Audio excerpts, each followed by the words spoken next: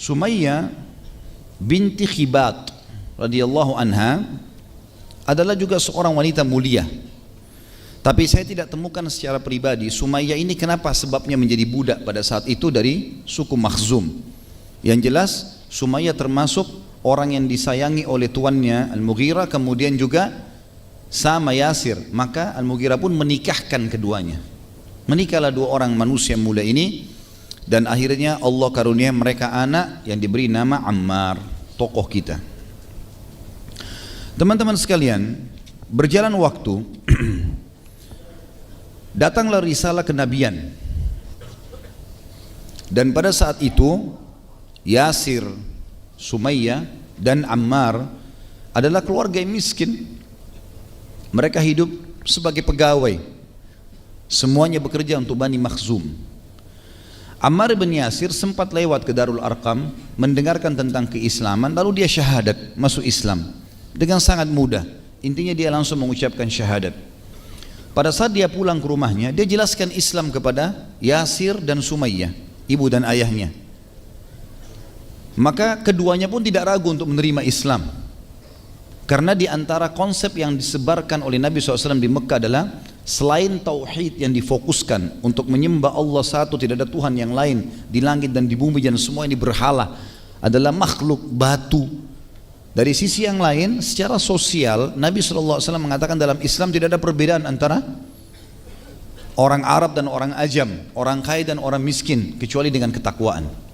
Maka budak-budak pun punya level yang sama. Sholat tidak perlu di saf belakang, boleh di saf depan. Haji mereka juga pakai ihram sebagaimana orang-orang kaya pakai.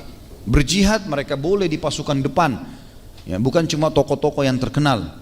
Maka ini mendongkrak keinginan orang-orang yang tidak mampu pada saat itu di Mekah untuk bergabung ke dalam Islam. Dan memang ini ajaran agama yang mulia, tidak ada perbedaannya.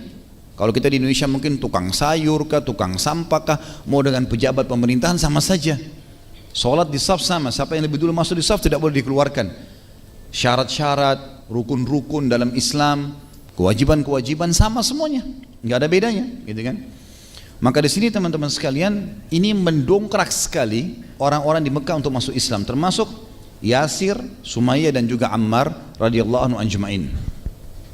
Tapi ada satu keutamaan di sini teman-teman sekalian, dan ini keutamaan sahabat secara umum, tapi kita fokus kepada keluarga yang mulia ini, dan ini keluarga ideal yang harus kita jadikan sebagai contoh buat kita menjadi suami yang baik, menjadi istri yang baik, menjadi anak yang baik, gitu kan? Di sini bentuk baktinya Ammar, dia berhasil mengajak kedua orang tuanya pada kebaikan, dan mulianya hati ayahnya Yasir dan ibunya Sumayyah sampai mereka tidak mau menolak kebenaran. Dan ini penting teman-teman, banyak orang di antara kita dia anggap anaknya ya status anak, mau dia sudah doktor, mau dia S2, mau apalah, tetap status kamu anak saya, sehingga sulit sekali untuk menerima kebenaran dari anaknya. Kita temukan banyak ikhwat dan akhwat kita di pengajian yang mengeluh kepada kami, menyampaikan, Ustaz, kami mau hadir pengajian dilarang sama orang tua. Kami sampaikan, mereka membantah. Ya ini karena ego ini ada. Padahal sebenarnya teman-teman sekalian, kebenaran diterima dari siapapun tanpa melihat siapa yang mengucapkannya. Lihatlah kebenaran itu, ambil kebenaran itu dari siapapun, selama itu kebenaran yang disampaikan oleh Allah dan Rasulnya. Sebagaimana juga dalam kemaksiatan dikatakan oleh para ulama, disebutkan sebuah kaidah sederhana, jangan lihat kepada kecilnya maksiat itu, tapi lihat kepada siapa yang sedang kau maksiati. Karena kalau kita sedang melihat kecilnya dosa, teman-teman sekalian, kita cuma ini, cuma lihat, cuma dengar, cuma begini, bahasanya begitu.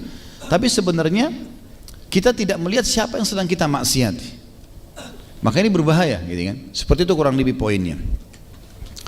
Ammar radhiyallahu anhu pada saat itu menawarkan kebenaran pada orang tuanya, maka orang tuanya menerima, dan ini bentuk bakti yang luar biasa, gitu kan? Dan hati mereka lapang sekali untuk menerima kebenaran itu. Menerima kebenaran Islam teman-teman, dan iman serta ilmu sesuai dengan wahyu Al-Quran dan Sunnah, seperti kita yakinnya kalau makan lapar kita akan hilang, kalau minum dahaga kita akan hilang, ya.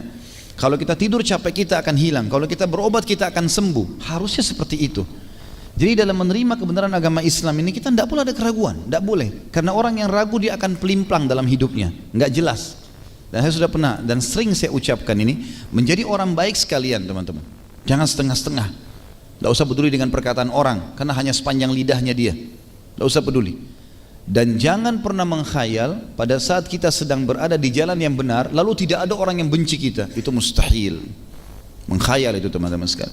Wajar, kebenaran akan dibenci.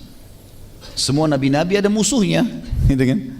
Rasulullah SAW paling afdal manusia, tidak ada lebih afdal daripada beliau. Maka beliau dimusuhi oleh orang kafir, orang-orang munafik, oleh ahli maksiat, gitu kan? Mereka tidak suka dengan ajaran baginda Nabi SAW. Maka itu sangat wajar terjadi. Yang penting kita berada di jalan yang benar. Yang penting kita berada di atas jalan yang benar. Setelah masuk Islam teman-teman sekalian bersama kedua orang tuanya, dengan sangat cepat didengar oleh Bani Makhzum. Dan pada saat itu keluar instruksi dari Abu Jahal, Fir'aunnya umat ini, kalau setiap suku harus menyiksa budak-budak mereka yang masuk dalam Islam. Maka Bani Makhzum rame-rame menyeret pada saat itu Ammar, Yasir, sama juga Sumair radhiyallahu anhum ajma'in. Ditariklah, diseret. Pada itu diseret luar biasa ya, penyiksaan yang luar biasa. Saya pada saat membaca kisah ini teman-teman sekalian, dan kisah Bilal, kisah Suhaib, ya, kisah beberapa Khabbab bin Arad dan seterusnya, sahabat-sahabat Nabi yang mulia yang disiksa di Mekah, saya tidak tahu bagaimana kalau kita di posisi orang-orang ini. Berat, luar biasa. Berat teman-teman sekalian. Jadi kalau antum sedang menghadapi sebuah permasalahan, pertemukan dengan permasalahannya para sahabat. Saya subhanallah kadang-kadang kalau baca kisah mereka nggak masuk di akal gimana mereka bisa sabar pada saat itu. Coba bayangkan teman-teman, ketiga orang ini, ibu, ayah dan anaknya diseret pada saat itu, digembrang pintunya, dijatuhkan, dirobohkan pintunya pada saat rumah itu, tempat kamar mereka nginap, diseret dalam kondisi beberapa athar menyebutkan Sumayyah hamil. Diseret, ya, kemudian ditarik ya rame-rame, digotong gitu, rame-rame diseret di padang pasir, ditarik sampai ke padang pasir. Dan orang-orang Quraisy sudah menentukan tempat padang pasir yang dianggap paling panas tanahnya, jadi kan karena tidak ada tuduhan sama sekali. Kemudian menyiksa di sana orang-orang Islam yang disiksa. Mereka rame-rame dan satu suku menyiksa. Jumlahnya Allah alam berapa orang. Kadang-kadang kita digebukin oleh dua orang saja teman-teman, ditonjokin wajah kita misalnya sudah kesakitan, atau dijambak rambutnya, ya, atau mungkin orang kadang-kadang dicubit aja sudah sakit, ya. Ini diseret mereka bertiga, satu keluarga ini, ayah melihat anak, ya, suami melihat istri, istri melihat suaminya, diseret kemudian ditidurkan di tanah, lalu diikat keempat, ya, dua tangannya dan dua kakinya, keempat anggota tubuh ini diikat, ditarik dengan keras sehingga tubuh mereka tertarik dengan keras dan dibuka pakaiannya, gitu kan. Kalau dalam beberapa athar disebutkan, Allahu alam kalau kasus Sumayyah radhiyallahu anha, tapi Yasir dan Ammar dibuka pakaiannya. Begitu pula dengan Bilal, begitu pula dengan sahabat-sahabat Nabi yang lain yang sudah kita sebutkan kisah-kisahnya pada saat disiksa.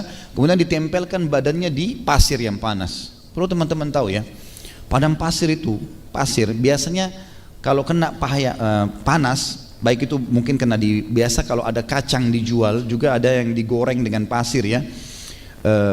Biasa juga memang dia panas sekali, atau ada makanan-makanan tertentu itu dipakai untuk memanasi dengan pasir yang panas. Memang pasir itu panas sekali, dia bisa menyimpan itu ya, sebagaimana juga kalau dingin dia bisa menyimpan dingin itu kan. Diletakkanlah tubuhnya di situ dan itu panasnya luar biasa seperti bara api. Diletakkan, kemudian mulailah satu persatu mereka, ada yang menginjakin perut, ada yang menginjak dada, ada yang menendang wajahnya, ada yang menginjak wajah. Penyiksaan yang luar biasa, dan bukan satu orang, puluhan orang bebas, mau tendangin, mau pukulin, mau injak segala macam, mau pakai pisau digoresin badannya, pokoknya penyiksaan yang luar biasa.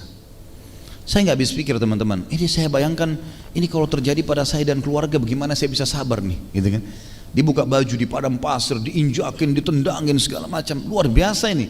Dan ini masih di awal Islam loh ya, bukan kayak kita sekarang. Kita sekarang Quran sudah lengkap, terjemahan bahasa Indonesia, kita bisa baca buku, banyak yang bisa menambah dan menguatkan iman. Bagaimana di zaman itu masih awal-awal Islam ini, ayat Al-Quran masih turun sedikit, gitu kan? Belum ada teknologi kayak kita sekarang. Luar biasa keimanan mereka, disiksa. Kemudian pada saat itu teman-teman sekalian, disiksalah dengan luar biasa ketiga orang ini. Tentu yang lain juga disiksa ya.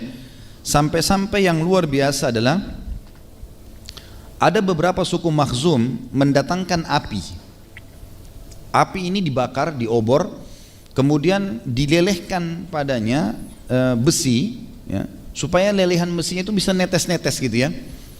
Kemudian didatangkan dan didekatkan dengan mata kaum muslimin. Di antaranya keluarga Yasir radhiyallahu ajma'in, didekatkan dengan matanya. Ini biasa bisa membuat buta. Beberapa athar menyebutkan mata Sumayyah sempat buta gara-gara itu. Apinya nggak dicolokin, tapi didekatin sampai merasa panas. Jadi kulit matanya itu jadi keriput karena rusak, akhirnya rusak semua. Gitu ya. Urat-urat matanya jadi terbakar. Ini siksaan yang luar biasa. Saya tidak bisa bayangkan nih, bagaimana kalau terjadi pada kita gitu. Kadang-kadang kita subhanallah digigit nyamuk aja sholat sudah gelisah. Kadang-kadang mungkin ada temannya tidak sempat bayar utang, sudah luar biasa. Mungkin tidak sempat menikah sama satu orang, sudah malas ibadah. Yang ketawa tahu diri ya. Lah iya, kendor luar biasa imannya. Mungkin tidak dapat makanan favoritnya, atau gara-gara mau makan makanan favoritnya sholatnya ketinggalan.